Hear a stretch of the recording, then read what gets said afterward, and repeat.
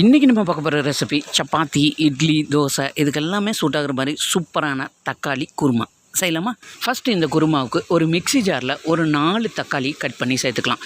இது கூட ஒரு அரை கப் அளவுக்கு தேங்காயும் 2 பச்சை மிளகாயும், இது கூட 2 பீஸ் பட்டையும், 3 ஏலக்காய், 4 கிராம்பு அதையும் இதோட சேர்த்துட்டு இது கூட 2 டேபிள் ஸ்பூன் அளவுக்கு பொட்டுக்கடலை ஆட் பண்ணிக்கணும்.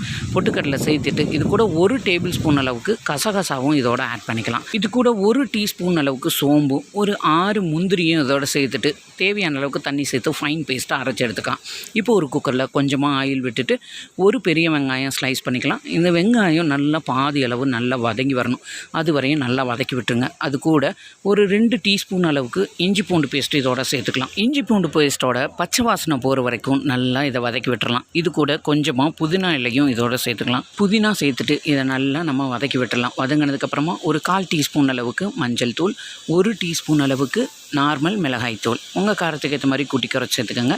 இது கூட 1 டீஸ்பூன் அளவுக்கு மல்லித்தூள், அரை டீஸ்பூன் அளவுக்கு கரம் மசாலா தூள், ஒரு அரை டீஸ்பூன் அளவுக்கு ஜீரகத்தூள் இதெல்லாம் சேர்த்துட்டு ஆயிலில் அடுப்பை சிம்மில் வச்சுட்டு ஒரு 10 செகண்ட் வதக்கி விட்டுருங்க. வதங்கினதுக்கப்புறமா இதுக்கு தேவையான அளவுக்கு உப்பும் இதோட ஆட் பண்ணிக்கலாம். ஆட் பண்ணிவிட்டு நம்ம அரைச்சி வச்சுருக்கிற தக்காளி தேங்காய் பேஸ்ட் இருக்கு இல்லையா, அந்த தேங்காய் பேஸ்ட்டை ஆட் பண்ணிவிட்டு குருமாவுக்கு தேவையான அளவுக்கு கொஞ்சமாக வாட்டரும் ஆட் பண்ணிக்கோங்க. இதை நல்லா கலந்து கொடுத்துட்டு இப்போ குருமாவுக்கு தேவையான அளவுக்கு உப்பு பத்தலைன்னா தேவையான அளவுக்கு ஆட் பண்ணிவிட்டு லிட்டை போட்டு க்ளோஸ் பண்ணி விசிலை போட்டு ஒரு 2 விசில் மட்டும் விட்டுட்டு ப்ரெஷர் போனதுக்கப்புறம் குக்கரை ஓப்பன் பண்ணி பாருங்கள். நல்லா எண்ணெய் மிதக்க சூப்பரான தக்காளி குருமா ரெடி ஆயிடுச்சு. இது நல்ல சூடான சப்பாத்தி, இட்லி, தோசை இது கூட ஒரு சூப்பர் காம்பினேஷன். கண்டிப்பாக ட்ரை பண்ணி பாருங்கள்.